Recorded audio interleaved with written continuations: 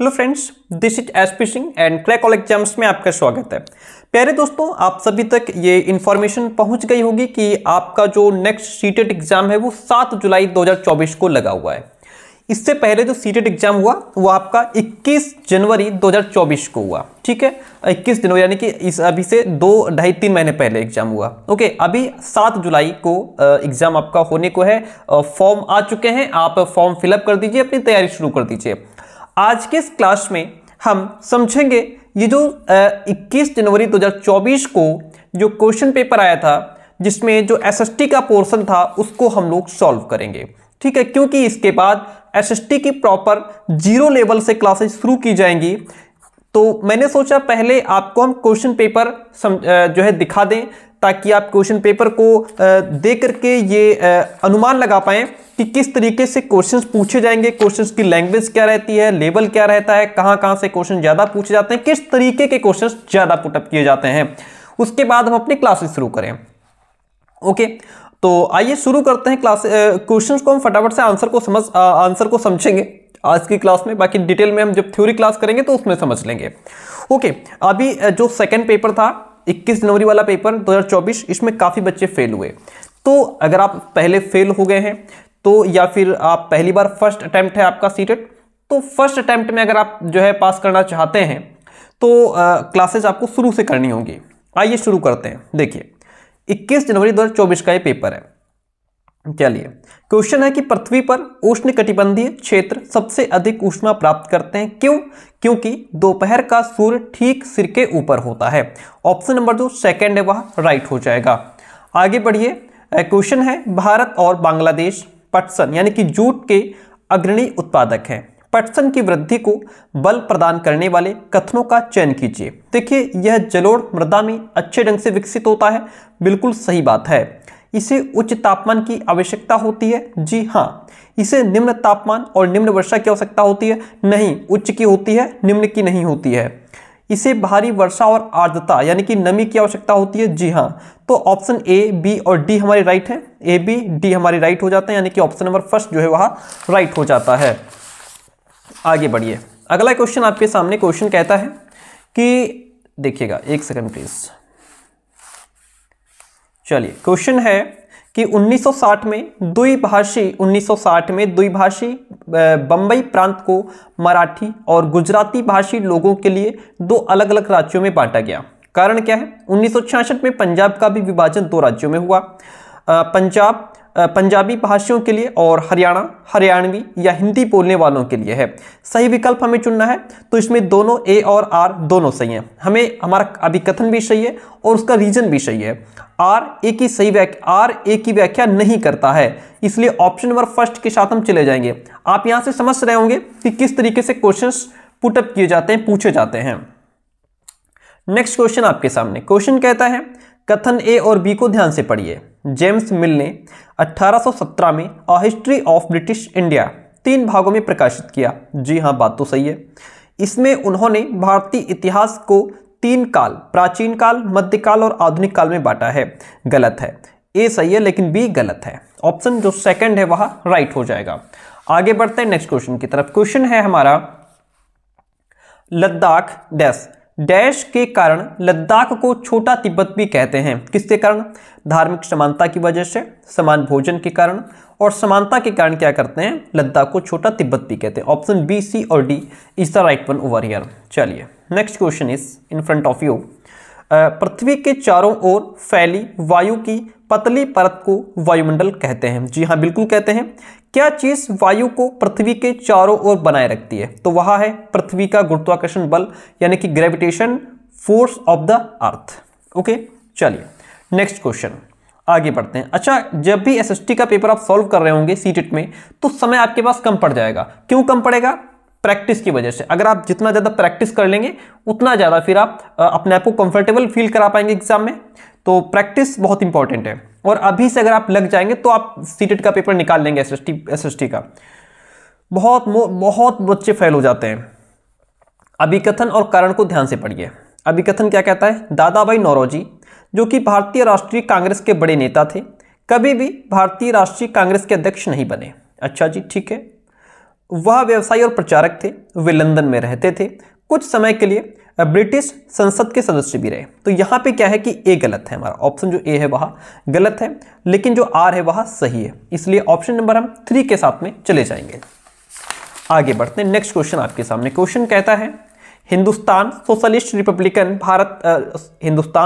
Republican association HSRA के बारे में निम्नलिखित में से कौन सा कथन सही नहीं है? कौन सा कथन सही नहीं है? 1958-28 में दिल्ली के फिरोजशाह कोटला में इसकी स्थापना हुई, ये तो सही है। 1928 में पंजाब के अमृतसर में इसकी स्थापना हुई, ये ऑप्शन यहाँ पे गलत हो जाता है। आगे बढ़िए, क्वेश्चन कहता है पवन सड़क पर गिरी सूखी पत्तियों को उड़ाती है, पवन कैसे बहती है? तो जो पवन है, जो एयर है, उच्च दाब क्षेत्र से निम्न दाब क्षेत्र की ओर वायु की गति होती है। किधर से किधर? जो हवा है, जो विंड्स है, वह उच्च दाब क्षेत्र से निम्न दाब क्षेत्र की ओर उसकी गति होती है। आगे बढ़िए, क्वेश्चन कहता है गेहूं एवं जौ जैसे फसल उगाने के सर्वप्रथम साक्ष्य निम्नलिखित में से किस स्थान में मिले हैं? सही विकल्प का चुनाव करें। तो ये सुलेमान और किरथर पहाड़ियों में मिले हैं, सुलेमान और किरथर हिल्स में मिले हैं। चलिए आगे आते हैं। देखिए हम बिल्कुल जीरो से क्लासेस शुरू कर रहे हैं, बिल्कुल जीरो से, ठीक है, और समय पर्याप्त है। एक दिन में 2-2, 3-3 क्लासेस करा करके और आपका कोर्स कवर करेंगे, जैसे आप तक पहुंचाएंगे कंटेंट। तो एनसीईआरटी का टोटल कंटेंट रहेगा। अगर आप चाहते हैं कि आप बेहतर कर जाएं तो जीरो लेवल से क्लासेस को पढ़िएगा, और चैनल पर नए हो तो तुरंत सब्सक्राइब कर लीजिए। अगला क्वेश्चन 41 नंबर क्वेश्चन कहता है कि अभिकथन और कारण को ध्यान से पढ़िए। मोस्टली क्वेश्चंस आपसे असर्शन और रीजन से पूछे जाएंगे। अभिकथन क्या है, और ये तभी आप सॉल्व कर पाएंगे जब थ्योरी आपने अच्छे से पढ़ी होगी। शाहजहां के शासनकाल के दौरान मुगल वास्तुकला के विभिन्न तत्व एक भव्य सुसंगत संश्लेषण में लाए गए। उनके शासन में अनवरत निर्माण कार्य चलते रहे, विशेष रूप से आगरा और दिल्ली में। निम्नलिखित में से सही विकल्प चुने। इसमें सही क्या हो जाएगा? देखिए दोनों ए और आर दोनों के दोनों सही हैं, लेकिन आर जो है वो ए की व्याख्या भी कर रहा है। आर ए की व्याख्या करता है, दोनों बातें सही हैं। Option number 4 is the right one over here. आगे बढ़ते हैं। फिर अगला क्वेश्चन कहता है आपसे कथन ए और बी को ध्यान से पढ़िए। 1770 में बंगाल में एक भयानक अकाल ने लगभग 1 करोड़ लोगों को मार डाला, ठीक है।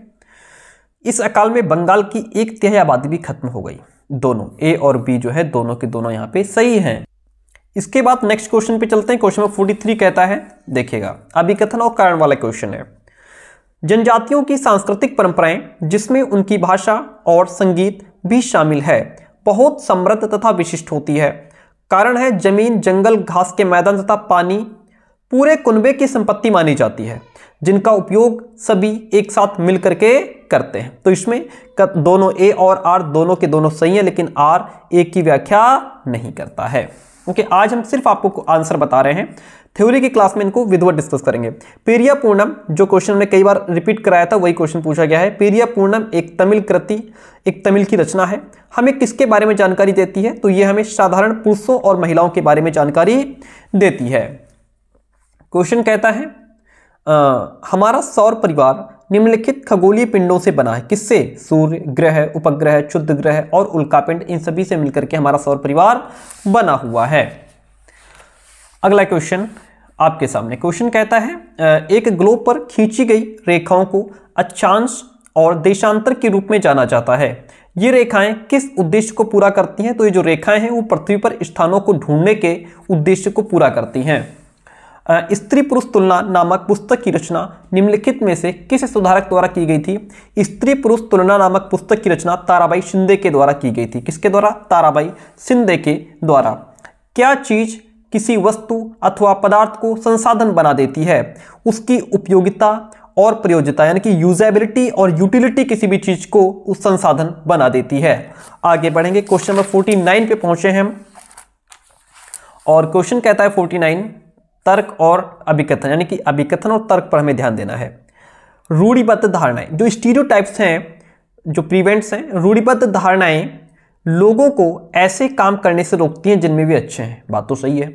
रूढ़िबद्ध धारणाएं हमें व्यक्ति में अनोखे गुणों और कौशल को देखने से रोकती हैं और उन्हें एक ही प्रकार के खांचे में जड़ देती हैं। ए और आर दोनों सही हैं। आर ए की सही व्याख्या कर रहा है। हमारी पृथ्वी का वास्तविक निरूपक प्रतिरूप जो है वह ग्लोब है। अगला क्वेश्चन, 1929 में बाल विवाह निषेध अधिनियम पारित किया गया। इस अधिनियम के अनुसार पुरुष और महिला के लिए शादी की न्यूनतम आयु क्रमशः कितनी रखी गई थी? 18 वर्ष और 16 वर्ष। कितनी? 18 वर्ष और 16 वर्ष। वे बीमारियां जो एक व्यक्ति से दूसरे व्यक्ति को जल, भोजन, वायु इत्यादि से फैलते हैं उन्हें हम संचारणीय बीमारियां कहते हैं। क्या कहते हैं? संचारणीय बीमारियां कहते हैं। क्वेश्चन नंबर 53 है आपके सामने। क्वेश्चन क्या कहता है? देखिए, भारतीय उपमहाद्वीप में गंगा ब्रह्मपुत्र बेसिन की व्याख्या करने वाले कथन का चयन कीजिए। कौन सा कथन है जो गंगा ब्रह्मपुत्र बेसिन की व्याख्या करता है? तो इसमें इस प्रदेश में शंकुधारी वन उगते हैं? नहीं। यह बेसिन उपोष्ण में स्थित है? जी, बात तो सही है, व्याख्या कर रहा है ये गंगा ब्रह्मपुत्र बेसिन की। और इस क्षेत्र की जलवायु मुख्यतः मानसूनी है, ये भी ऑप्शन सही है हमारा। बेसिन क्षेत्र में विभिन्न प्रकार की स्थल आकृति है, बिल्कुल सही है। बी, सी और डी ऑप्शन जो है वह राइट हो जाता है। आगे बढ़ेंगे। क्वेश्चन है हमारे सामने, प्रेयरी को विश्व का धान्यागार भी कहते हैं। इस प्रदेश में अत्यधिक गेहूं के उत्पादन में सहायक परिस्थितियों का चुनाव कीजिए। यहाँ लोग प्रौद्योगिकी का उपयोग नहीं करते हैं। यहाँ लोग बहुत परिश्रमी होते हैं, ठीक है। कृषि की वैज्ञानिक विधियों का यहाँ प्रयोग किया जाता है, बिल्कुल सही है। इस प्रदेश में वर्षा की कमी है, नहीं। ऑप्शन बी और सी जो है वो यहाँ पे आपके बेस्ट ऑप्शन है। बी और सी जो है वह राइट हो जाएगा। नेक्स्ट क्वेश्चन नंबर 55 है आपके सामने। क्वेश्चन क्या कह रहा है देखिएगा। क्वेश्चन कहता है, निम्नलिखित में से कौन सा कथन वर्तमान समय के संसाधन उपलब्धता के संदर्भ में साथ सतत पोषणीय विकास में सहायता करता है? संसाधनों की खपत को घटाना, संसाधनों के उपयोग में वृद्धि, संसाधनों का पुनः चक्रण या फिर वस्तुओं का पुनः उपयोग। राइट ऑप्शन इसमें क्या हो जाएगा? राइट हो जाएगा। इसमें देखिए, एक तो आपका ऑप्शन ए सही है, फिर आपका सी सही है और डी भी सही है, तो इसलिए option number A, C, D is the right one in this question. आगे बढ़ते हैं। पहाड़ी क्षेत्रों में अब रेल मार्ग का विस्तृत निर्माण हो रहा है। अति उपयुक्त कारण का चयन कीजिए। जो सही रीजन है वो हमें चूज करना है। तो इसमें इसे संभव करने के लिए उन्नत प्रौद्योगिकी का विकास हुआ है। इसे संभव करने के लिए उन्नत प्रौद्योगिकी यानी कि एडवांस टेक्नोलॉजी डेवलप हुई है। ऑप्शन 3 नंबर जो है वह राइट हो गया। क्वेश्चन नंबर 57 आपके सामने देखिए ध्यान से।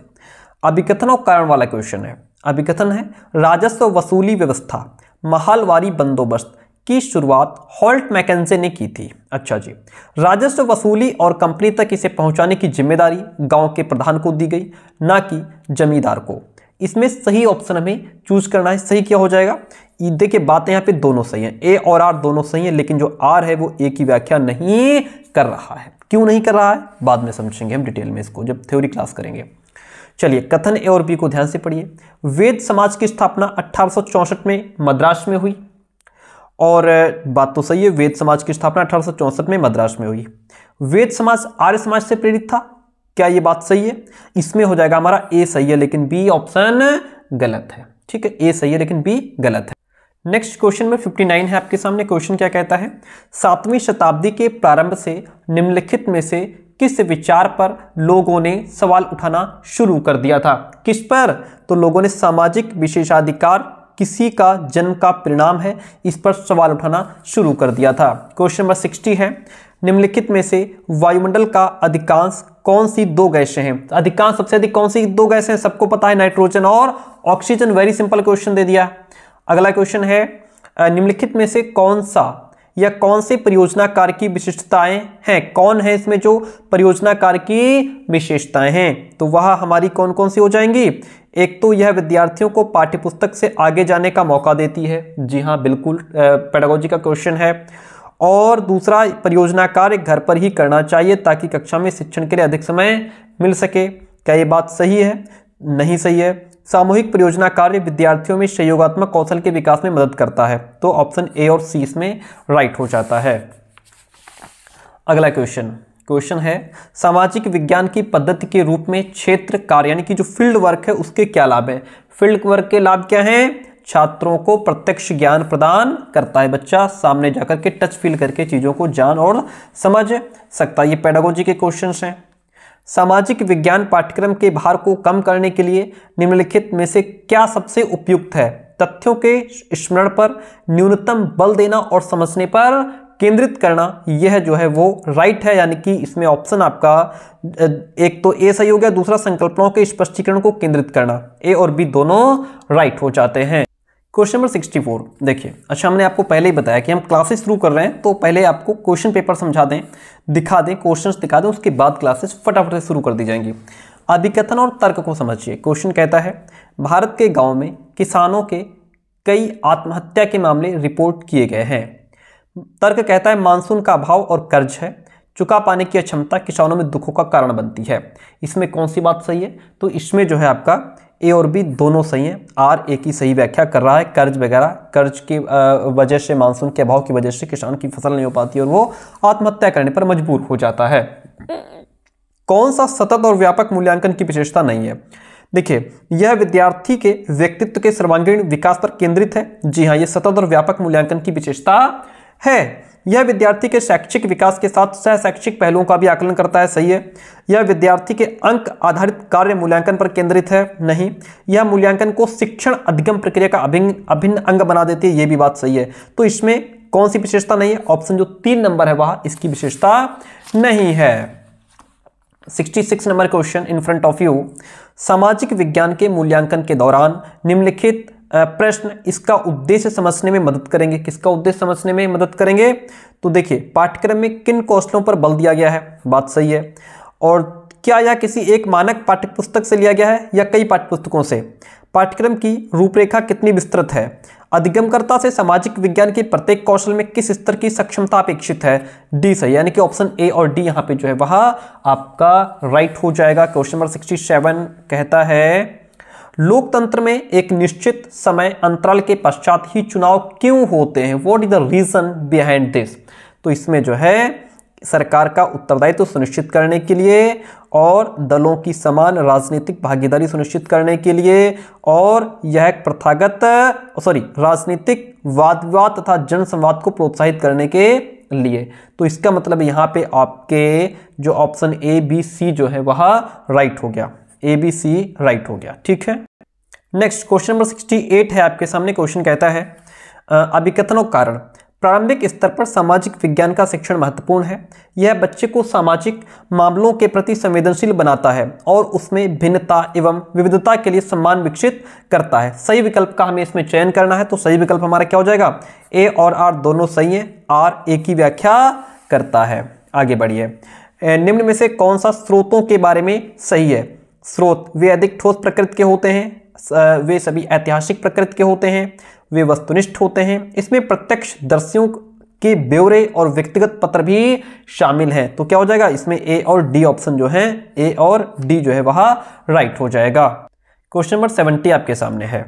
2 मौलिक अधिकार जिनकी मांग पर हास्यकृत समूह बल दे सकते हैं ताकि उनके साथ भी गरिमामय और समानता का व्यवहार किया जाए, वे क्या हो जाएंगे? वे एक तो समानता का अधिकार है, दूसरा सांस्कृतिक और शैक्षणिक अधिकार है। तो हमारा क्या हो जाएगा? ए और बी ऑप्शन जो है वह राइट हो जाएगा। ठीक है।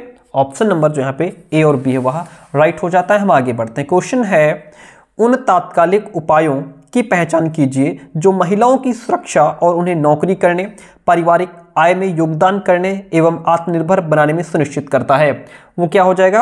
वो आपका बालवाड़ियों का प्रावधान हो गया और व्यावसायिक सुरक्षा का प्रावधान हो गया, एंड रात की पाली यानी शिफ्ट के लिए लाने ले जाने की सुविधा हो गई। ऑप्शन ए, सी और D is the right one in this question.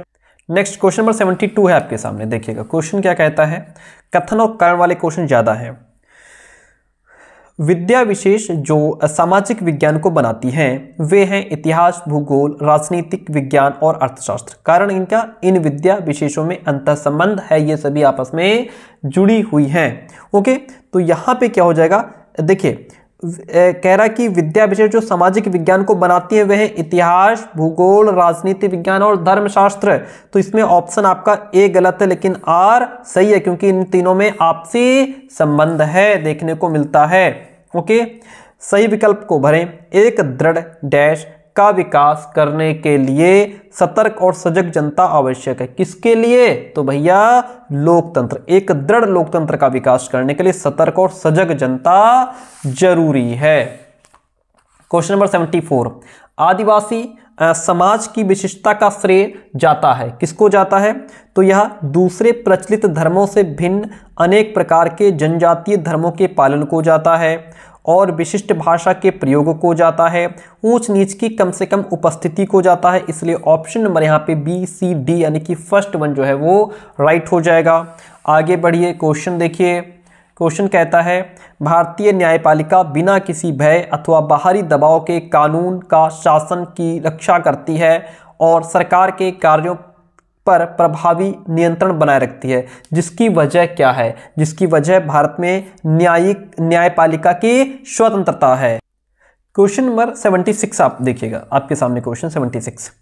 ऐसा संभव है कि आपकी कक्षा में हाशियाई समुदाय के छात्र भी हों, इसलिए जब आप हाशियीकरण पर कक्षा में बात कर रहे हों तो विषय प्रस्तुत करते हुए आपको निम्नलिखित में से किन बातों को ध्यान में रखना चाहिए? किन बातों को ध्यान में रखना चाहिए? देखिए, इसमें खास समुदायों का नाम लेने पर उन समुदायों से आए लोग असहज महसूस करते हैं, इनसे आपको बचना चाहिए। इस तरह के मुद्दों को संवेदनशीलता से संभालना चाहिए और कुछ छात्र अपने साथ हुए भेदभाव को साझा करने में शर्मिंदा महसूस कर सकते हैं। इसलिए option number A B C जो है यानी कि सेकंड वन वहाँ राइट हो जाएगा। ओके, आगे बढ़ते हैं। अगला क्वेश्चन नंबर 77 है आपके सामने, जो कि कहता है राज्य शासन की कार्यप्रणाली से संबंधित निम्नलिखित आकलन प्रश्नों ए और बी पर विचार करें। ए है प्रेस वार्ता का क्या उद्देश्य होता है? यह विधानसभा में होने वाली बहस से किस तरह अलग है?